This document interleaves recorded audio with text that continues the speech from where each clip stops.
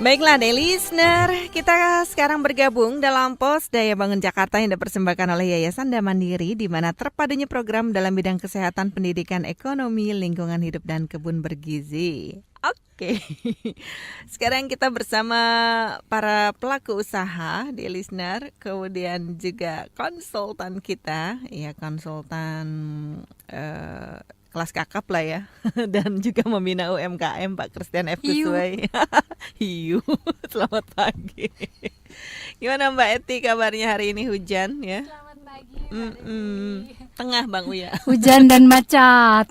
Hujan dan macet ya. Tapi usaha kita nggak boleh macet, produksi jalan terus ya. Harus. Meskipun enakan kemulan nih kan, kalau dunia usaha kan boleh dong waktunya dibikin-bikin sendiri gitu ya. Tapi tetap ya, wah klien udah nunggu ini. Ya, wake up deh. Tarik selimut yang paling enaknya. Ya, baiklah. Pak Christian juga selamat pagi. Pagi Mbak Riri. Gimana dari daerah kabarnya? Menyenangkankah di sana? Ya, selalu menyenangkan. Selalu mendapatkan hal-hal baru di teman-teman baru, Oleh-oleh Iya. baru. oleh-oleh baru ya. Rambut potongan baru juga kayaknya. Kita akan berbincang tentang struktur organisasi dalam dunia usaha. Waduh, ini tampaknya sudah merambah pada profesionalisme ya, Pak Christian ya. Apakah memang kalau selama ini ya ada sebagian stigmanya yang menyatakan UMKM ya udah ala kadarnya aja dulu. Nah, bisa nggak sih sebetulnya dari awal kita merintis usaha itu sudah mulai dijaga nih pakem-pakemnya gitu, biar nggak kaget ketika usaha itu sudah menjadi besar. Ya, biasanya kan begini, eh, teman-teman kita yang UMKM ya, mikro sampai usaha kecil itu biasanya menganggap mereka masih kecil. Nah, bukankah ini sebenarnya awal dari cara pikir bahwa kalau dia sendiri sudah mencap dirinya, oh kita masih kecil. Kemudian lalu cara-cara yang dipakai pun cara-cara yang tadi yang ala kadarnya. Kemudian dalam hal penataan sumber daya manusianya pun juga asal-asalan. Kemudian tidak ada struktur organisasi. Kemudian sistem dan prosedurnya juga seadanya. Boleh dikatakan semau yang punya, ya kan? Tetapi kan dengan perjalanan waktu mereka toh pada akhirnya sadar bahwa kalau mereka ingin besar, ada banyak hal yang harus dibenahi.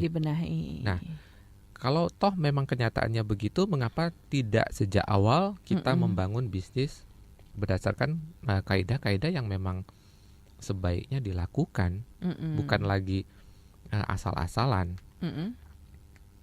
Jadi bisa mulai diberlakukan gitu ya. Mbak Eti sendiri gimana dulu waktu memulai usaha bidang catering katakanlah?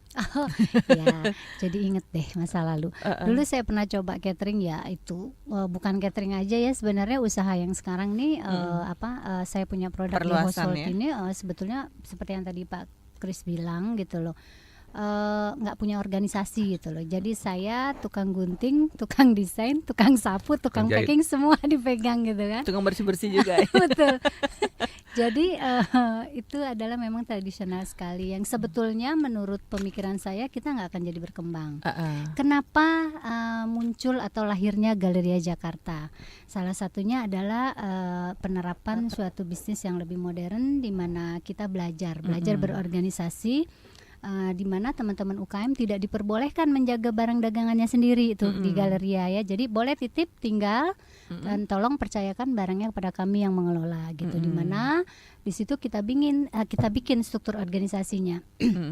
Dari mulai bawah dari SPG sampai ada kepala tokonya gitu loh. Jadi memang ini proses pembelajaran dari saya yang UKM sampai kepada suatu proses yang lebih modern dan ketemu Pak Kris jadi banyak belajar nih gitu. Ya, jadi dimodernisasikan begitu ya sesuai kebutuhan zaman Pak Kris. Ada manfaatnya banyakkah? Banyak. Nah, begini ya, mengenai struktur organisasi, apakah dia berlaku hanya di bisnis yang modern? Menurut saya sih tidak. Mau tradisional, mau UMKM mau skala menengah atau besar, kita membutuhkan struktur organisasi. Karena struktur organisasi sesungguhnya adalah fungsi-fungsi yang ada di dalam sebuah bisnis atau di dalam sebuah usaha. Orang banyak kebalik, orang duluan baru struktur organisasi. Akibatnya orang ini mengerjakan apapun bukan berdasarkan fungsi yang semestinya. Struktur organisasi semestinya adalah awal. Namanya saja sudah struktur. Iya. Ya, bagaimana mungkin kita mengabaikan yang namanya struktur? Ibarat bangunan, struktur menjadi penting sekali. Iya. Membuat struktur jauh lebih lama daripada melakukan hal-hal yang lain. Kalau kita lihat sebuah bangunan akan lama sekali terlihat karena menyediakan struktur yang kuat. Sama sebuah organisasi, mengapa disebut struktur organisasi? Berarti kita harus siapkan dulu strukturnya. Struktur mewakili fungsi-fungsi yang harus ada di dalam sebuah organisasi. Setelah struktur jadi, baru kita mencari orang yang tepat untuk menjalankan fungsi-fungsi tadi. Baik. Ya, Gitu. dear listener, kita akan berlanjut tentunya setelah ini.